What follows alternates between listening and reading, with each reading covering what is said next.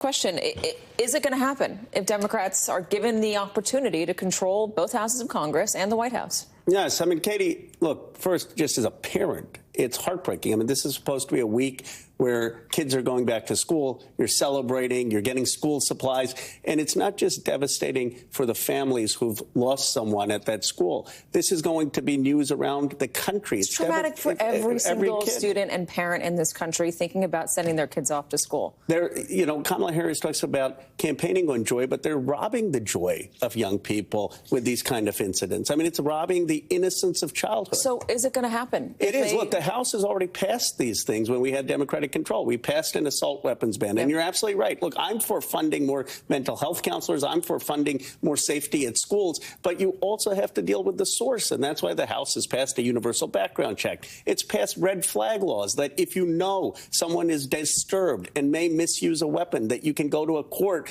and a court giving them due process can take that away. These are common sense things. We were frustrated that the Senate was blocking it on a filibuster. I believe that there's much more consensus to eliminate a filibuster, to pass policies. People say, well, what happens if the Republicans get in charge? Well, the Republicans have policies that aren't polling at 70, 80%. We have popular policies. On the issue of guns and the proposals for gun control, the majority of Americans want that to happen. They want universal background checks.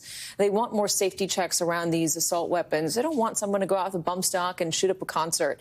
They don't want a kid to have an assault rifle that he took from his parents or that he was able to buy on his own or get a ghost gun online, whatever, walk into a school and shoot people. They want to feel safe in their grocery store. I asked David Hogg this. I'll ask you this as well. Do you find it surprising that there aren't more Americans in the street in the aftermath of these things just organically coming out and saying enough is enough? Well, there are more and more thanks to people like David Hogg. I mean, he's been inspiring a lot of Gen Z, and younger folks are inspiring, and we're growing and seeing momentum. And it was important for him to point out that something did get done. This is not nihilism. We had passed a law that gave schools more funding, that had at least background checks for people under 21. But you have a situation where often these shooters are 18 to 25. We know that they have these access to weapons. Why not, at the very least, ban people under 25 from having access to these weapons? I'm for a whole assault weapons ban, but let's look at common sense. And, you know, I talk to a lot of Republicans. I understand the tradition of hunting. I understand that most of them are law-abiding. It's not about hunting. But it's not about having a weapon to go hunting. It's about having a weapon